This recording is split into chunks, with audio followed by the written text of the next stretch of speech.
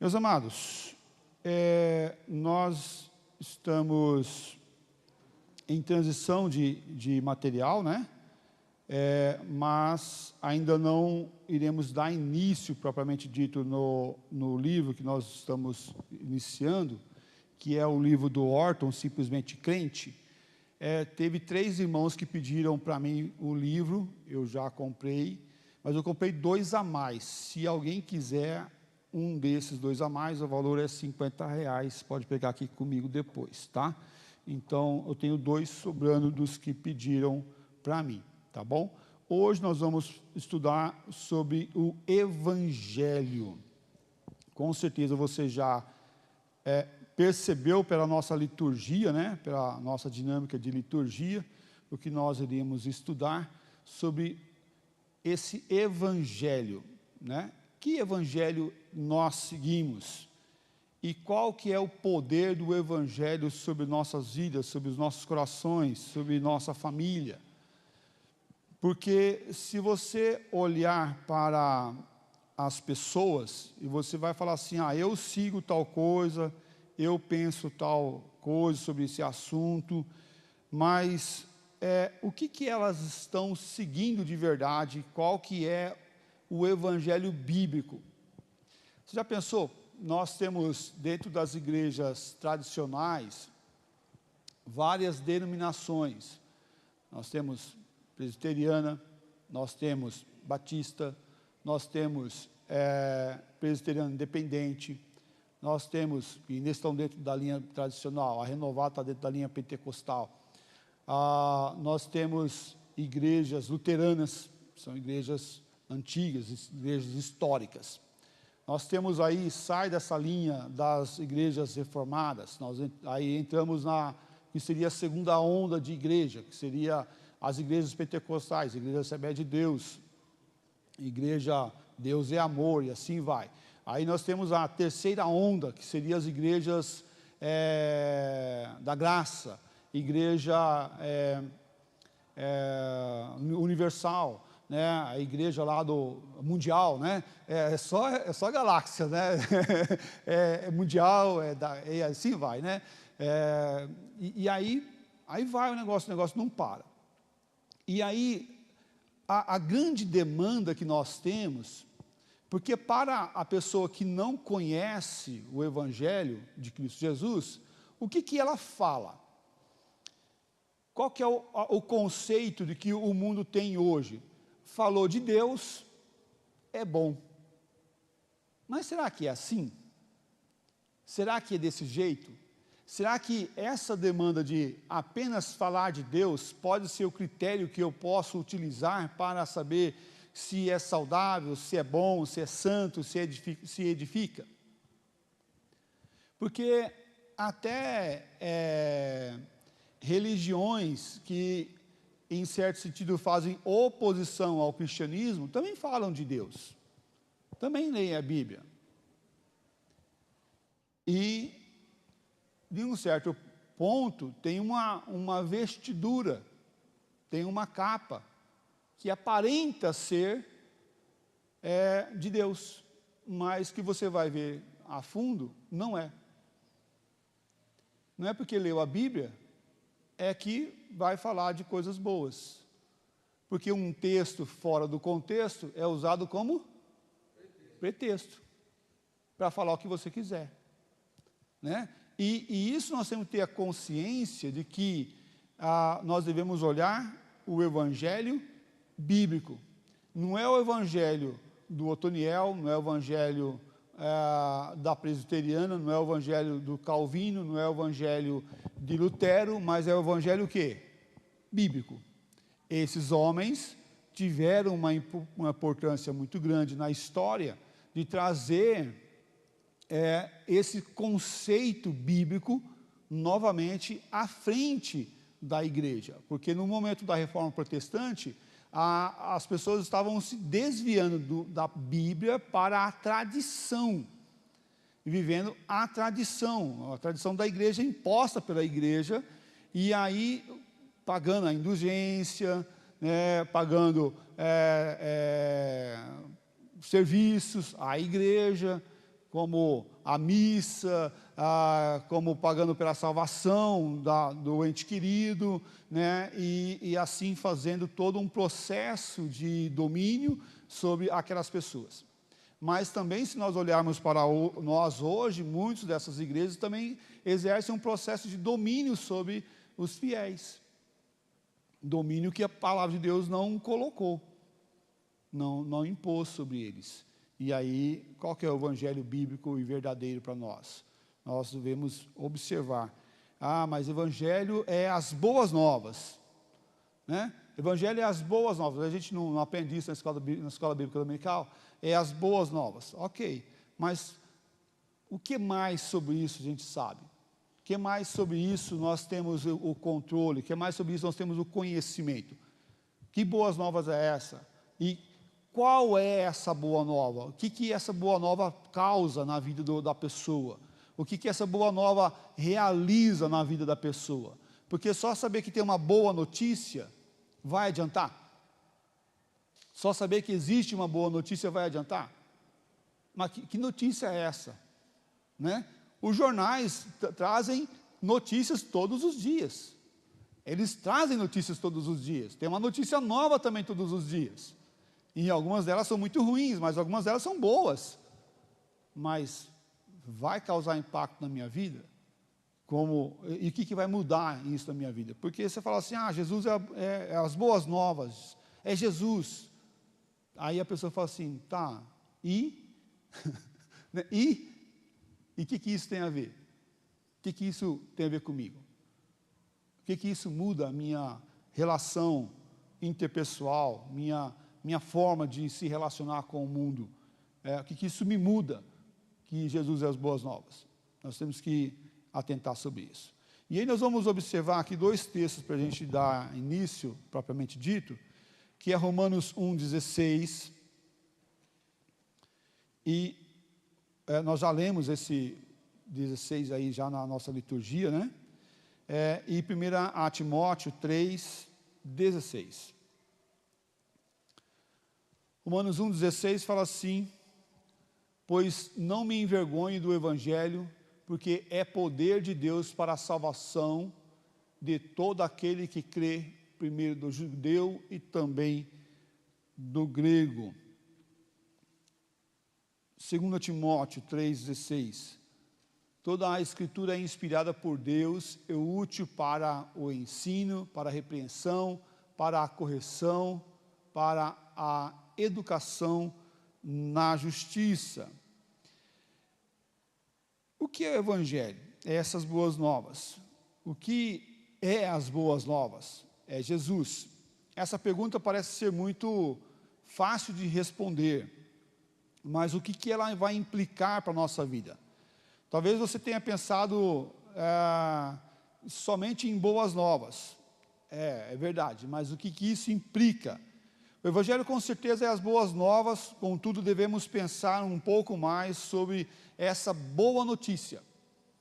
Que a boa notícia, se ela não tiver impacto na minha vida, ela deixa de ser boa, ela é só uma notícia, né? Essa notícia, ela traz alguns conceitos e alguns preceitos para nós. Na Bíblia nós encontramos, e aí vem algumas pessoas que vão confundir isso, né? Dos evangelhos. Quais que são os evangelhos? Mateus, Marcos, Lucas e João, ok? Então são 4 evangelhos que falam de um evangelho. Qual que é o evangelho? O evangelho que é a boa nova, que é Jesus Cristo. Então, os evangelhos, os livros, Mateus, Marcos, Lucas e João, retratam de um evangelho, que é Jesus como boas novas. Jesus que mudou a história. Esses livros, eles retratam da vida de Jesus. Mas, será que encontramos sobre Jesus somente nesses 4 livros? Será que nós encontramos dessa notícia somente no Novo Testamento? Não. Nós encontramos as boas novas desde Gênesis até Apocalipse. Até Apocalipse. Até no processo da criação nós encontramos Jesus. Façamos o homem a nossa imagem e semelhança. Deus usa o plural, por quê? Porque ele não estava sozinho, estava o Deus Pai, Deus Filho e Deus Espírito Santo. A boa notícia estava lá no nascedouro do universo. Quando Deus criou o universo, Jesus estava lá, as boas notícias estavam lá. Ele é essa boa notícia. Esse evangelho está no final, nos últimos capítulos também da Bíblia, lá em Apocalipse. Por quê? Porque ele é o Cordeiro que vai vir para buscar a sua igreja. Ele é o alfa e o ômega, o princípio e o fim. Então, quando nós paramos e limitamos o evangelho aos 4 evangelhos do Novo Testamento, nós estamos com uma compreensão unitária, mínima do que é o evangelho. Teve um irmão que era da igreja Congregação Cristã, e aí ele encontrou esse evangelho de Cristo Jesus, e aí ele perguntou para o ancião lá da igreja, o que é o evangelho para o senhor? Ele falou assim, evangelho? Evangelho é Mateus, Marcos, Lucas e João. Limitando o evangelho somente aos 4 primeiros livros do Novo Testamento. Mas o evangelho de Cristo Jesus, ele vai além, e muito além. Ele está em toda a Bíblia. Primeiro ponto que eu quero abordar aqui, sobre o evangelho da graça e do amor de Deus. Esse evangelho da graça e do amor de Deus. Olha lá, Gênesis 1, 26. E fala assim, e disse Deus, façamos o homem à nossa imagem, conforme a nossa semelhança. Domine ele sobre os peixes do mar, sobre as aves do céu, sobre os animais domésticos, e sobre toda a terra, e sobre todo réptil que rasteja sobre a terra. Gênesis vai tratar façamos como aquilo que mostra Deus. Façamos vem do verbo fazer, e é a primeira pessoa do plural, imperativo, afirmativo. Olha aí, né? As professoras de português aí já, tá certo, professora? Tá certo? Aí, ó, tá vendo? Tá certíssimo. Façamos. Por quê?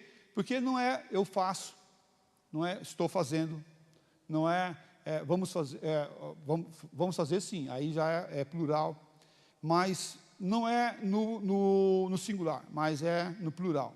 A Bíblia não está errada, o autor não se enganou ao colocar façamos em vez de faço. Mas a Bíblia vai mostrar para nós que Deus não estava sozinho. Havia aqui uma trilogia com o Senhor Deus. Deus Pai, Deus Filho e Deus Espírito Santo. E esse evangelho é o evangelho da graça, porque Deus ele utiliza esses meios para mostrar que Ele vem até nós de multiforma. O evangelho de Cristo é as boas novas do reino de Deus. Isso veio até nós através da salvação em Cristo Jesus. Essa é a forma que Deus manifestou a sua graça, a graça salvadora em Cristo Jesus. A forma que Deus veio e mostrou para nós que existe salvação, existe a boa notícia. Essa mensagem não é apenas uma notícia, não é apenas uma boa notícia. O evangelho de Cristo obtém a salvação. É a mudança da condição, da direção. Nós estávamos mortos, nossos delitos e pecados, e veio esse que fez parte da criação para nos salvar, para nos transformar em pecadores condenados ao inferno, para nos transformar em pecadores, ainda somos pecadores, mas remidos pelo sangue do Cordeiro, que é direcionado não mais para o inferno, mas para o céu. Houve uma mudança de direção, houve um 180 aqui, né? Nós estávamos indo para lá, agora estamos indo para cá. Nós éramos pecadores condenados à morte eterna. A morte eterna era e é para aqueles que não têm o Senhor Jesus Cristo, e para nós no passado, a ida para o inferno, a condenação para o inferno. Mas em Cristo Jesus veio a salvação. Essa condição nossa natural foi transformada, foi mudada. não mudada pelo meu fazer, não mudada pela minha condição, não mudada pela a minha performance em servir a Deus, não mudada pela a minha dedicação ou a minha não dedicação, mas foi mudada pelo processo divino sobre nós. Essa mensagem vem para nós para mudar a nossa eternidade, o nosso hoje, mas o nosso eternal. Porque o nosso corpo morre, mas nossa alma morre? Não, a nossa alma já é eterna. Nós temos algo, você tem algo em você, além do Espírito Santo em sua vida, que é eterno na tua alma. Essa não morre. Independente se a pessoa morrer com Deus ou sem Deus, a nossa alma ela é eterna. E sendo eterna, ela vive não 100 anos, não 102 anos, né? Não 150 anos, mas ela vive quanto? A eternidade. E a eternidade pode ser com Deus ou sem Deus. E a boa notícia não é que Deus vai me dar o pão de amanhã, apenas. A boa notícia não é apenas que Deus vai restaurar meu casamento, vai curar, vai causar um impacto XYZ. Mas qual que é a boa notícia? É que Deus, Ele vem sobre nós para mudar a nossa condição eternal. Esse Evangelho é da graça e do amor de Deus. Nós achamos que aquele que dá uma cesta básica é o grande benfeitor da assistência, do cuidado. Então, aquele que muda a eternidade é o quê? Porque você ganha uma cesta básica hoje, o que acontece amanhã? Se você tem filho adolescente, então acaba mais rápido, né? Vai mais rápido, né? Rapidinho acaba. Vai lá, compra 10 quilos de picanha. Puxa, picanha, 10 quilos de picanha. Mas daqui uma semana, 10 dias, o que aconteceu com aquela carne? Acabou. Já era. Né? Já era. E lá em casa, nós somos em 4, então 250 gramas de carne para cada um. Tem uns ali que comem mais, né? Se for colocar para comer, come mais, bem mais. Então, rapidinho vai, não tem história, ainda mais se for uma carne boa como uma picanha. Mas o que é mais importante, o que vale mais? É esse alimento que acaba, que é passageiro, que é sazonal, que é circunstancial. É saboroso, é verdade. Mantém a gente vivo hoje, é verdade. Mas aquilo que mudou a nossa condição eterna. Sim, aquilo que mudou a nossa condição eterna é muito maior e muito melhor. Porque mudou a nossa eternidade. Nós estávamos mortos, nossos delitos e pecados, e agora nós temos vida e vida em abundância. Efésios 2:5 fala assim: estando nós mortos, nossos delitos e pecados, nos deu vida juntamente com Cristo, pela graça sois salvos. Pela graça somos salvos. Jesus mudou a nossa condição. E o Evangelho é o Evangelho que muda a nossa condição pela graça. Nós somos salvos pela graça. Então o Evangelho é a graça em abundância. É a graça sobressaindo a nossa mortalidade, a nossa condição de pecadores, que vivem em delitos, que vivem ou que viviam, né, em delitos, que viviam afastados de Deus, desgarrados de Deus. E Cristo, Ele nos deu o ministério da reconciliação. Através de Cristo Jesus, nós somos reconciliados com Deus. Percebe que a graça do Senhor nosso Deus, vindo sobre nós, é nos ligando novamente com Ele. Mas esse ligar com Deus não é um ligar simplesmente como a gente liga uma chave no carro. Entra no carro, coloca a chave no buraco e roda. E pegou automaticamente, a gente já vai embora, a gente não dá nem muita importância para isso. Mas é Cristo Jesus sendo nosso mediador. É Ele que tem condições de ter vindo à terra, de ter vivido nessa terra, de ter pagado o preço da nossa culpa, nossa morte, da nossa destruição, e ter derramado o seu precioso sangue naquela cruz, saciando assim a justiça de Deus, e pagando completamente os nossos pecados. Para quê? Para que nós pudéssemos ser religados com Deus. E aí é o processo do Jardim do Éden que está sendo reconstruído. É esse ligar de Deus e o homem. Esse aproximar do homem de Deus. Mas não é pela ação do homem que nós somos ligados com Ele. É pela ação de Deus que nós somos ligados com Ele. E aí é esse Jesus que vem e Ele quebra as barreiras, e o véu se rasga.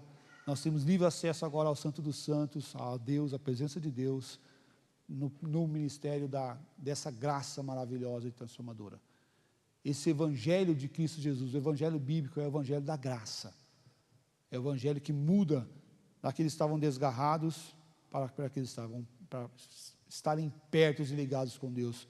E agora nós somos também esses que têm o ministério da reconciliação. Por quê? Porque nós somos reconciliados com Deus. Nós somos ligados novamente com Ele. Sem Jesus nós não temos salvação. Não há salvação sem Jesus. Nunca houve salvação sem Jesus. Eu escuto algumas pessoas falando assim, mas no Velho Testamento a salvação é pelas obras. Eu falei, não, onde? No Velho Testamento, de que Bíblia? De que Evangelho? Da onde isso pode? Não, porque eles matavam o cordeiro, e o cordeiro representava a purificação, e o fogo descia do céu e consumia aquele cordeiro, e os pecados eram perdoados. Tá, mas que lavar do sangue do cordeiro que veio até nós, e daquele que foi morto, e era morto no Antigo Testamento, ou tudo isso representava e mostrava Jesus Cristo que iria vir para pagar pelos nossos pecados? Todo animal morto no Antigo Testamento apontava não para o nosso sacrifício de dar e doar aquele animal que era morto, era imolado para a remissão de pecados. Não era. Mostrava e apontava a Cristo Jesus, aquele que iria vir para cumprir o sacrifício perfeito. Nunca foi pelas obras, e nunca será pelas obras. Nunca, nenhum momento na história da humanidade, a Bíblia nos autoriza a dizer que nós iremos ser salvos pelas obras. Pastor, mas quando tiver o arrebatamento, e que a igreja for levada aos céus, e agora aqueles que ficarem aqui vão ter que ser salvos pelas obras. Primeiro que, na teologia reformada, essa é uma visão que não encaixa. Porque nós já estamos aguardando a volta de Cristo, a volta final de Cristo, e o arrebatamento acontece todos os dias que um servo do Senhor Jesus Cristo vai encontrar com Ele.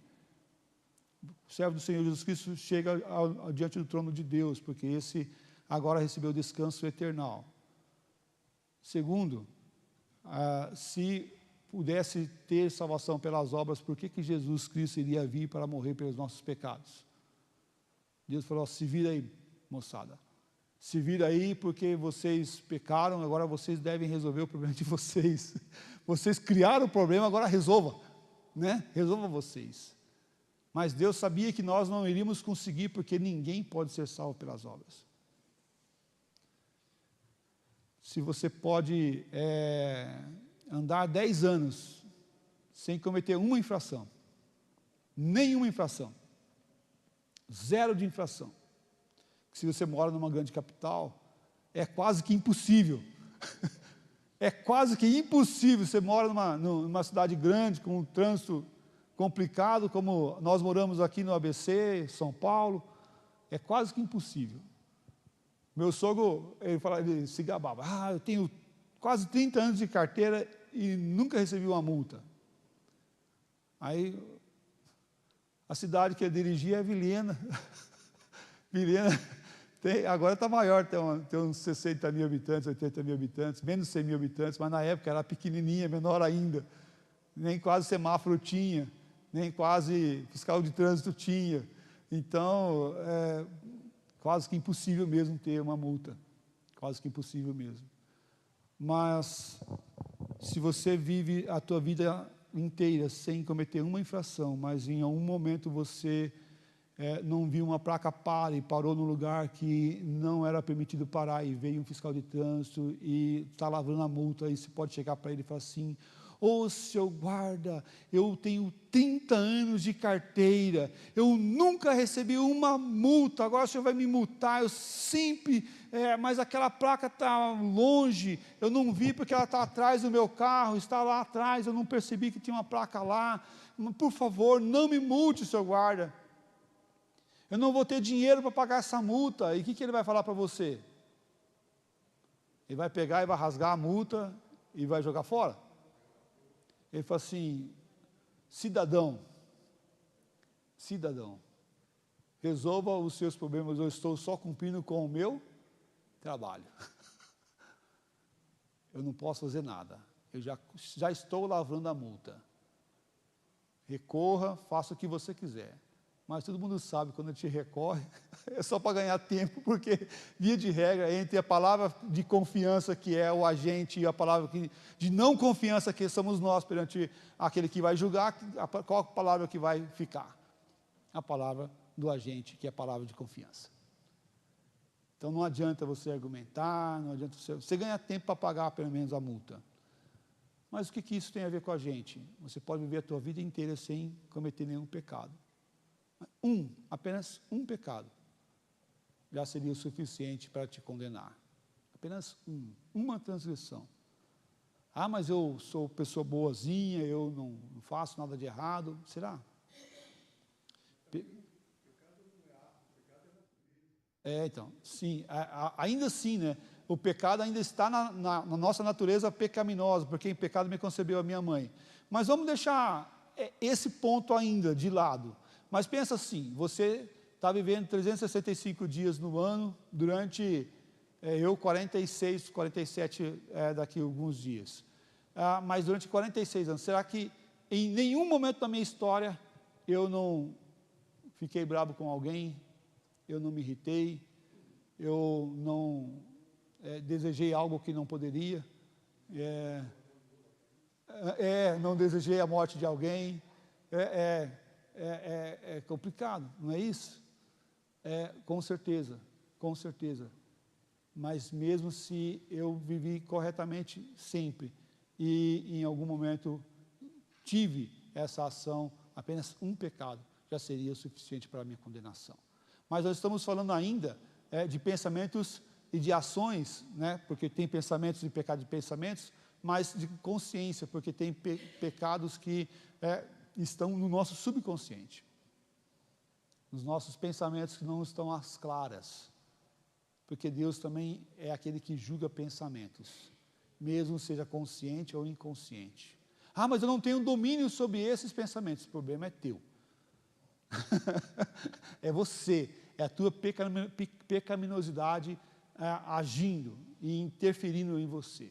Então, você com certeza será condenado sem Cristo Jesus. Não há ação, não há vida que tenha prontidão para dizer: eu não tenho pecado. Pode observar, pode ver. Não é isso. Em Jesus ou no Evangelho nós temos e nós precisamos de Jesus Cristo, porque somos pecadores. O Evangelho bíblico também, no segundo ponto aqui, é o Evangelho do reino da graça e da glória. Olha só, versículo 24 de Atos 20.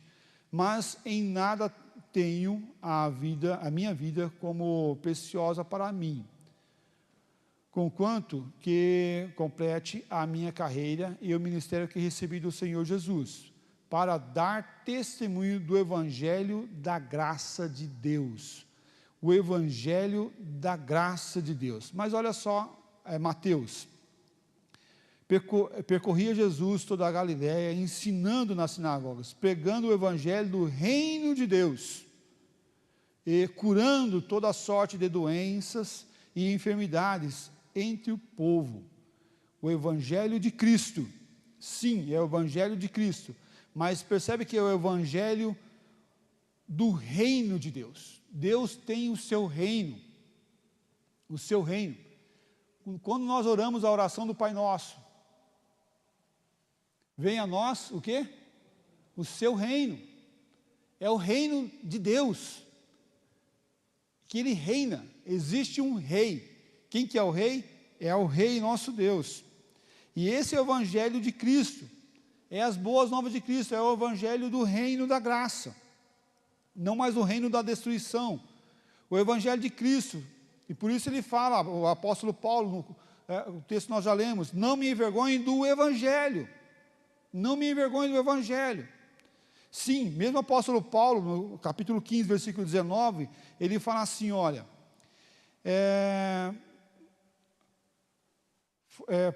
por forças e sinais e prodígios, pelo poder do Espírito Santo, de maneira que desde Jerusalém e circunvizinhanças até ao Lírico, tenho divulgado o Evangelho de Cristo. Agora, esse Evangelho é o quê? Não é o Evangelho, mas é o Evangelho de Cristo, o Evangelho da paz e da salvação, a transformação, a paz, a vida do Evangelho.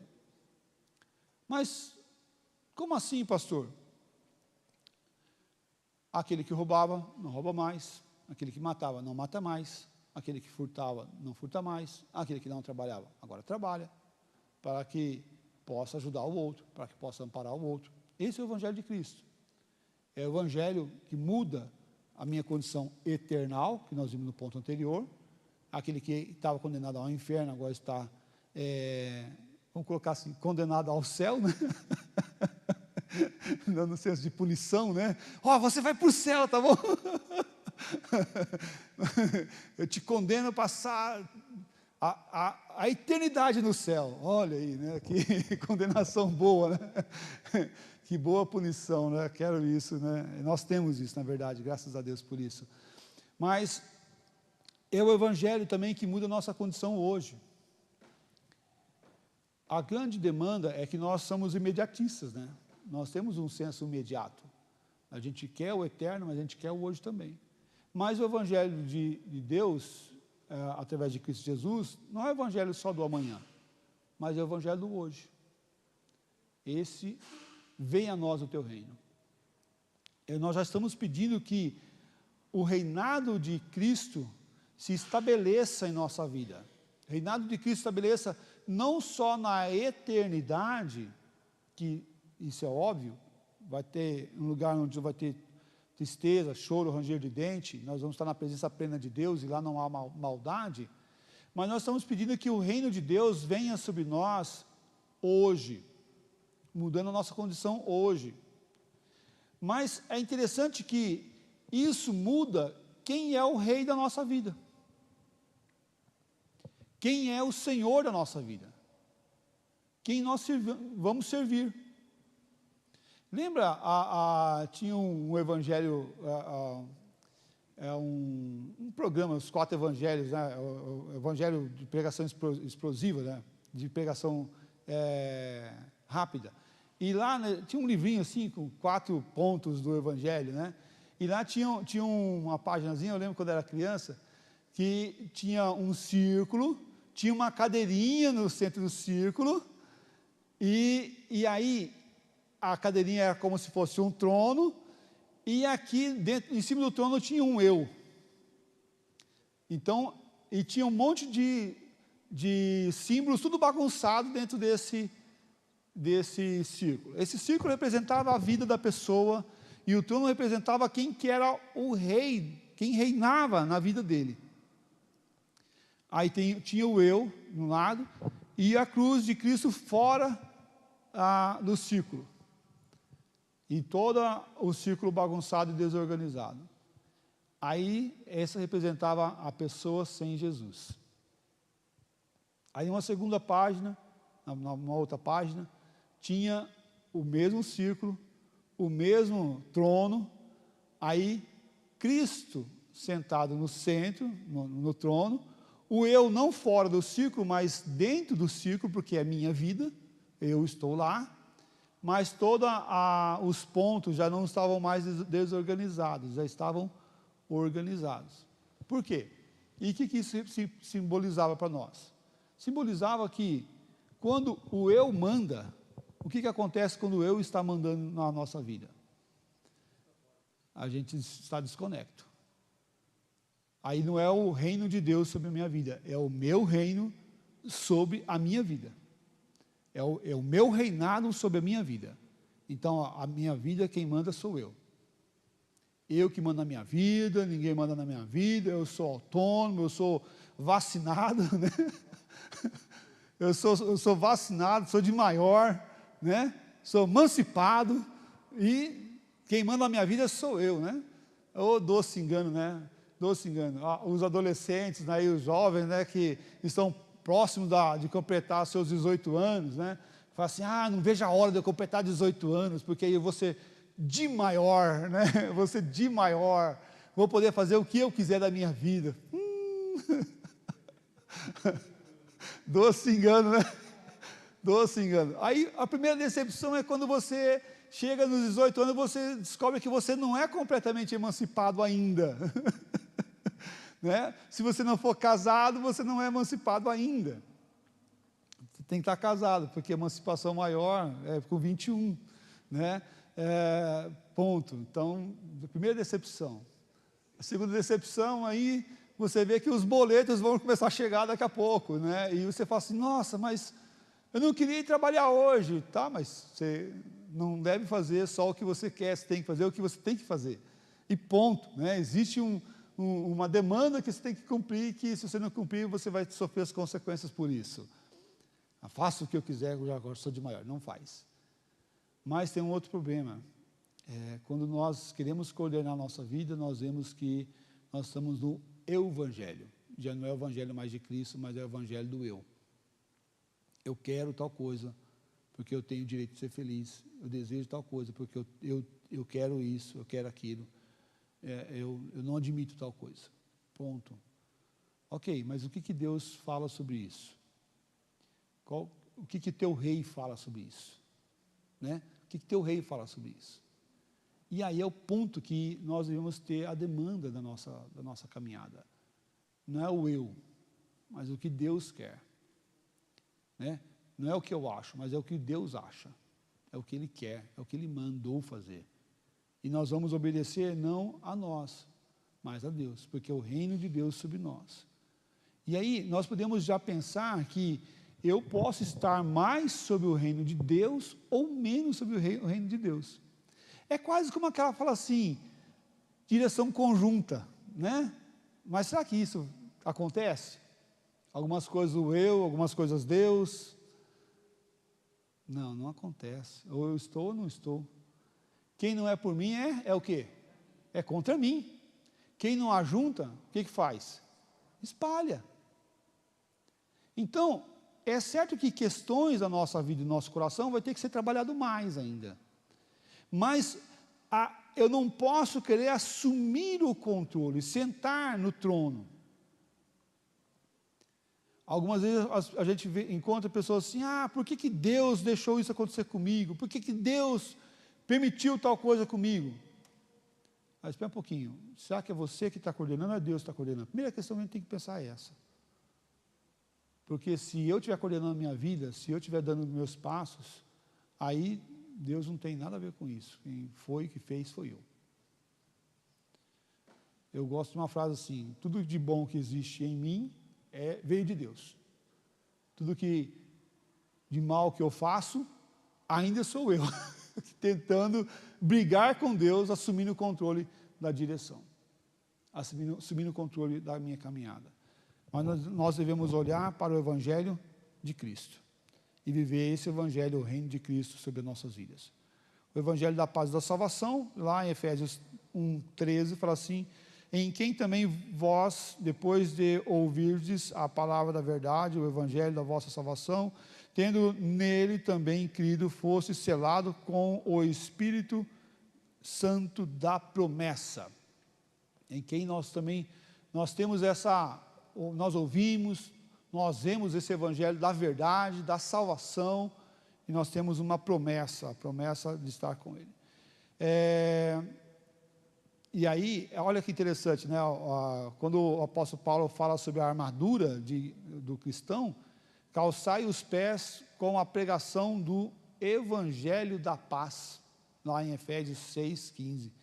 Calçai os pés com o evangelho, com a preparação do evangelho da paz. Então, a paz não é apenas para lá na frente, mas já é hoje, agora. Já é uma arma que nós temos que assumir hoje.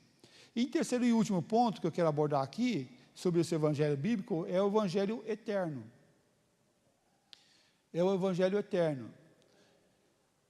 E eternidade, e que eu estou falando aqui, não é apenas desse aspecto de, mas é para sempre, mas é com um valor eterno, um valor que não passa, que não é sazonal, não é circunstancial, ele era e sempre será o evangelho de Cristo Jesus. Olha só, o Apocalipse vai falar assim: vi outro anjo voando pelo meio do céu, tendo um evangelho eterno. Um evangelho eterno. Não é um evangelho pequeno, o evangelho circunstancial, o evangelho que estava na terra apenas quando Jesus estava na terra. Mas o evangelho de Cristo é o evangelho eterno. Aquilo que ele representa e o que ele mostra para nós é eterno.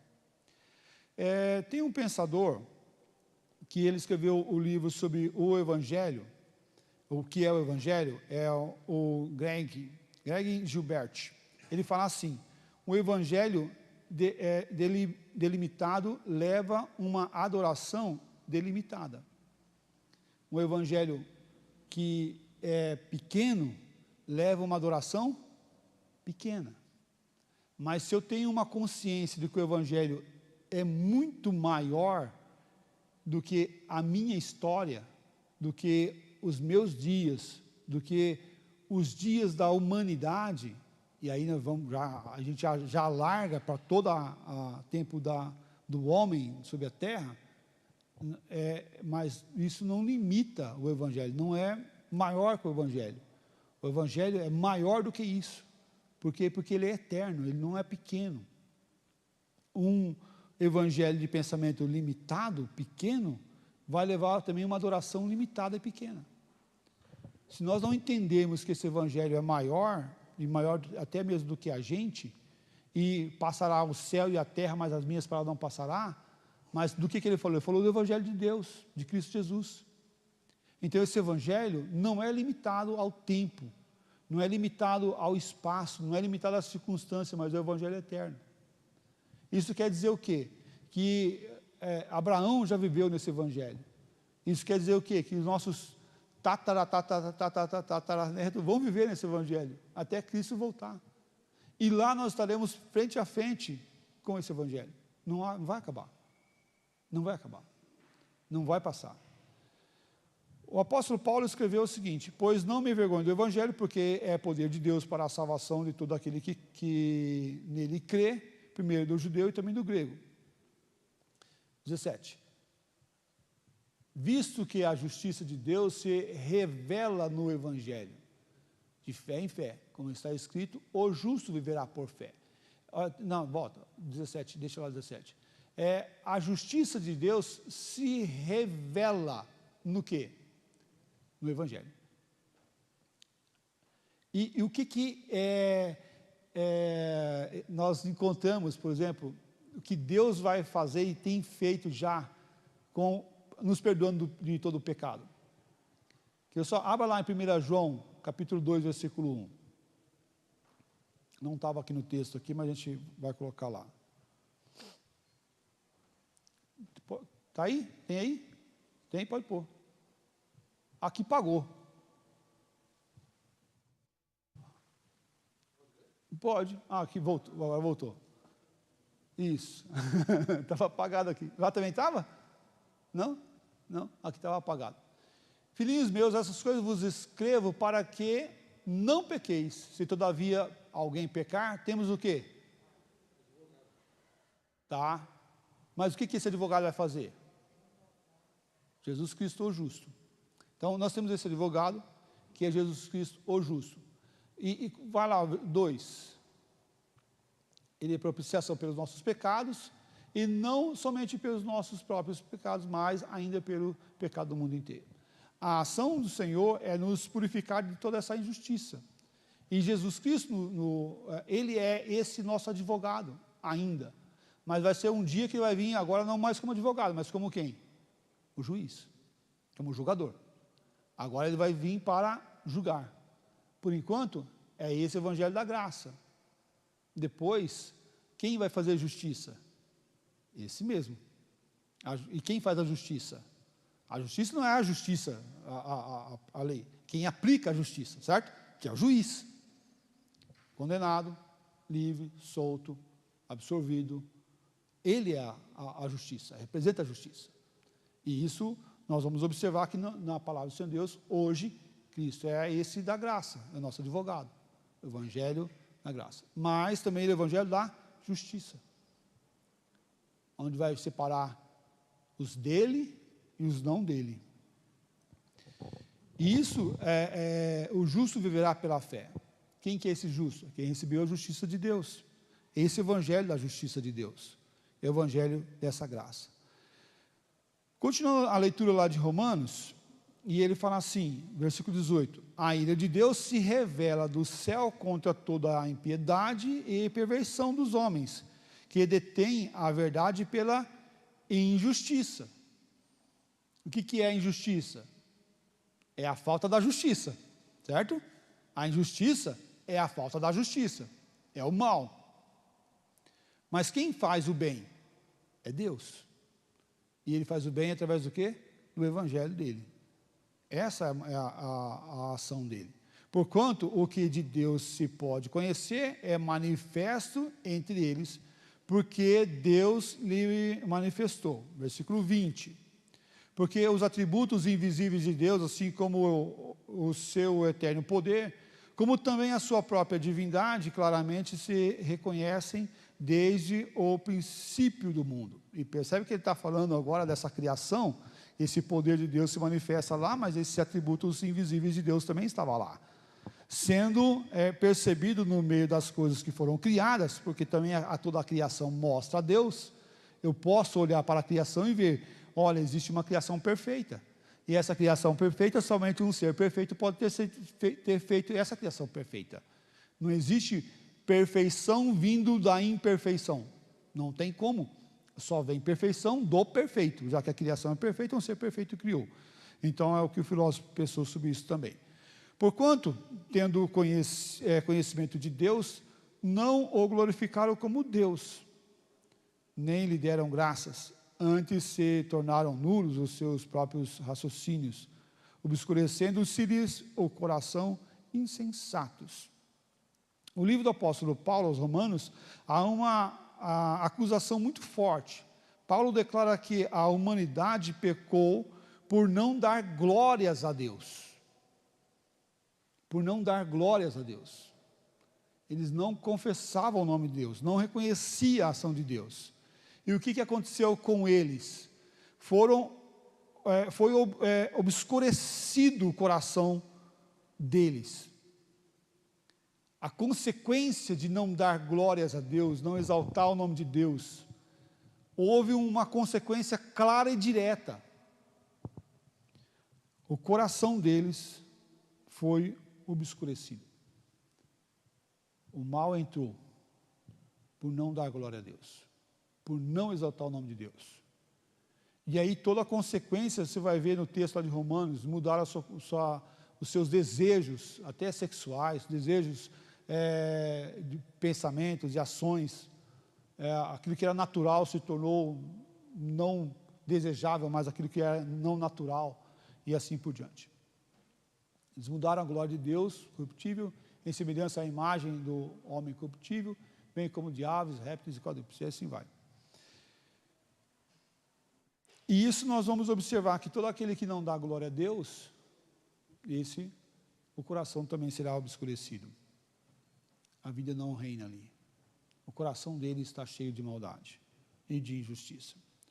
Concluindo, Romanos 1, 23, e mudaram a glória de Deus, do Deus incorruptível, em semelhança da imagem de homens, corruptível, bem como de aves, quadrúpedes e répteis.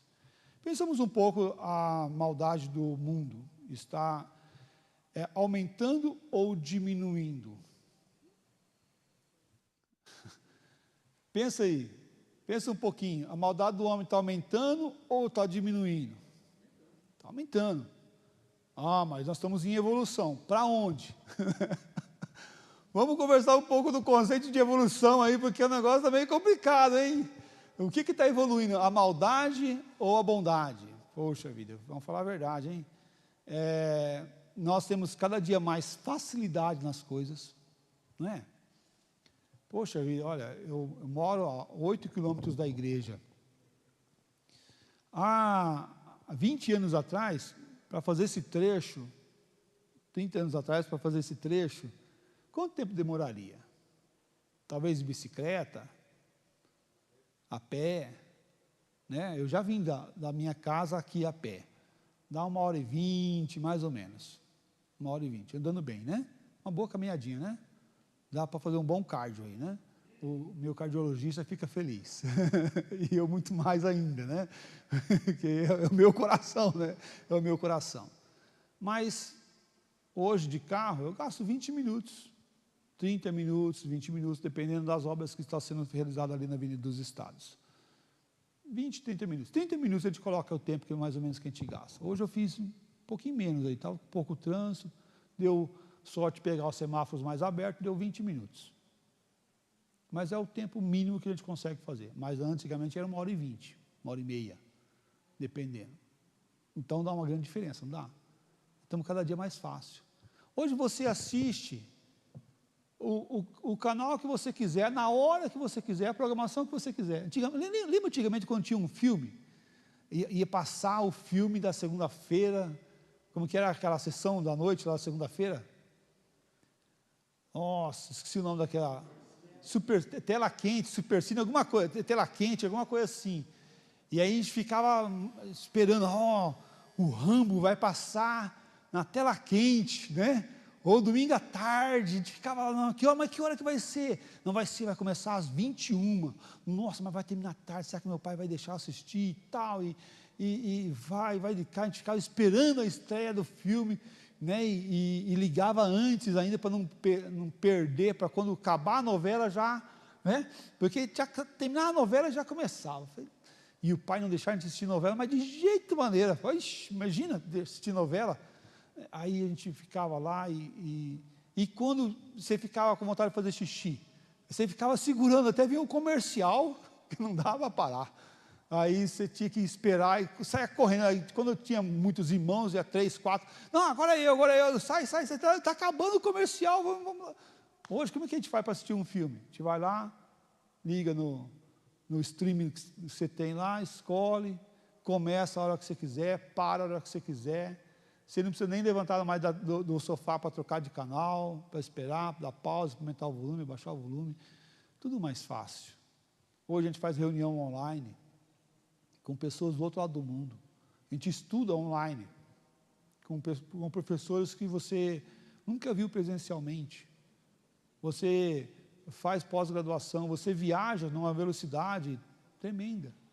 Tudo mais fácil. Mas em contrapartida, tudo mais difícil. Por quê? Porque nós nunca tivemos na história, pessoas tão analfabetas, funcionais, por exemplo. Lê e não sabe o que está lendo. Observa, lê lá, e daí, o que o texto está falando? Não sei. Nunca teve tanta Bíblia na casa das pessoas, e de tanto acesso para as pessoas. Mas nós temos um analfabetismo bíblico gigantesco. gigantesco, pessoas que não leem a Bíblia, não conhecem a Bíblia. Ah, vão abrir lá em Romanos. Ele começa a abrir a Bíblia lá perto de Êxodo. Não, às vezes é muito aberrante, assim, um negócio, fala assim, cara, calma aí, quanto tempo de Bíblia você tem? Quanto tempo de leitura da palavra de Deus você tem? Quase dá para falar assim, vamos chamar o professor de escola dominical aqui para ensinar aqui, né, o cânticozinho aqui da Bíblia, aqui dos livros da Bíblia, né? Porque é um alfabetismo bíblico gigantesco. Pessoas que não leem a Bíblia. Pessoas que nem conhecem a Bíblia. É o livro da capa preta. É o livro dos crentes. Nós não estamos num tempo de melhora, nós estamos num tempo de piora. E, inclusive, ainda dentro da própria igreja. Não estamos falando só do mundo, estamos da igreja também. De um evangelho pequeno, de um evangelho medíocre, de um evangelho que não impacta mais. Não impacta a minha vida, não impacta meu coração, não impacta a minha família, não impacta a minha educação de filhos, não impacta o meu coração de dentro para fora. Mas aí, será que é o evangelho ou é o evangelho de Cristo que está reinando na nossa vida? O evangelho da palavra de Deus está reinando? E deve olhar para a sociedade e ver que realmente existe uma piora, cada dia mais. Não vai melhorar, gente. Ah, mas se a direita ganhar, se a esquerda ganhar, se o centro ganhar, se você está pensando que existe alguma coisa boa em cada um desses pontos aí, meu irmão, para. Se não vir de Deus, até o mal Deus permite para vir, porque pode, e é para mudar o nosso coração. Então, tem gente que fala que é direita, é esquerda que vai resolver. Não é. Nossa esperança tem que estar em Deus, na palavra de Deus. E no votar, olhar aquilo que encaixa mais com a palavra de Deus para a minha vida. Os princípios e valores, éticos, morais, sociais. As escolas estão piorando. Nós não vimos, antigamente, alunos enfrentar professores. Agora, meu irmão, pode lá observar. Cada dia mais. Esse processo está melhorando, não, esse processo está piorando. Né? Dinheiro, cada dia mais curto, com menos valor. Ou, ainda mais, né, com uma sociedade que só busca o valor monetário. Quanto que você tem? O que você pode me favorecer? Né? Tempo atrás eu fui para ajudar uma pessoa, falei, não, mas quanto que é a tua ajuda? Eu falei, não, estou te ajudando, vou te ajudar, posso te ajudar? Mas assim, te ajudar, assim, sem, relaxa, eu quero te ajudar, eu quero ser bênção na tua vida. Opa, que bom. Aí a gente vê as propagandas, casa para todos, terra para todos, eliminar a desigualdade social, cultural. Será que é essa a solução? Não, a solução é Cristo Jesus. É bom que ter Cristo com dinheiro no bolso, né? É bom, não é ruim não, né? Cristo dinheiro no bolso, mas entre ter dinheiro no bolso e Cristo, é preferível Cristo. O que importa ganhar o mundo inteiro e perder sua alma? Então, o senso de valor não pode ser monetário, não pode ser material. Nosso senso de valor, o que ele é? Ele é Cristo. E é interessante quando a gente olha isso dos reformadores, por exemplo, ou da igreja primitiva, lá de Atos, pós a morte e a ressurreição de Cristo, a conversão daquelas pessoas lá, ela simbolizava que elas estavam correndo risco de vida. A conversão de um muçulmano hoje simboliza que ele está correndo risco de vida. A conversão de um advogado simboliza que ele pode perder cliente. E como mesmo, né? A conversão de um empresário pode significar que ele vai ter menos lucro ou que ele vai até começar a ter prejuízo. A conversão de uma esposa pode implicar que ela vai ter que lutar com todas as forças para honrar o Senhor Deus e não desonrar o seu marido. A conversão de um marido pode implicar que ele vai conviver com questões na sua casa que é difícil. E em todas as áreas. Em todas as áreas. E aí pode falar assim, a conversão de um pastor, né? Pode implicar que muita gente não vai gostar, que aqueles que seguiam a ele vai deixar de seguir. Por quê? Porque aquilo que ele falava que era só de fachada, e eu fiz o Instituto Bíblico, e quando eu fiz o Instituto Bíblico nós tínhamos, eu tinha um colega em especial da minha sala, que ele era pastor na Igreja Universal, obreiro Universal, pastor na Universal, e ele se converteu, encontrou Cristo, o Evangelho da graça e do amor de Deus, deixou de ser pastor lá, e agora é pastor presbiteriano servindo o Senhor Jesus Cristo. Converteu, houve uma mudança. Por quê? Porque ele deixou de ser o evangelho do posso, do quero, do ter, do dinheiro, para o evangelho de Cristo. Isso muda a vida da gente. Isso deve mudar a nossa vida e nosso coração sempre. Em nome de Jesus. Vamos orar? Vamos orar. Pai de amor, agradeço a Deus porque Tu és o Deus da nossa salvação.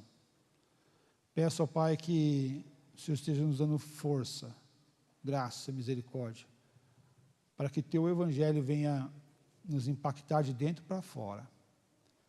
A mudança, Pai, do nosso coração seja no Senhor e para o Senhor. Renova, Pai, a fé, o amor e a esperança em nossas vidas. Não permita, Pai, que nós venhamos ficar, ó Pai, parados em nós mesmos, vivendo o Evangelho do eu, mas que o Evangelho de Cristo venha reinar em nossas vidas e corações sempre. Tem misericórdia, Pai, de nós. Nos ajuda. Em nome de Cristo Jesus nós oramos e agradecemos. Amém, ó Pai. Amém. Deus abençoe, meus amados.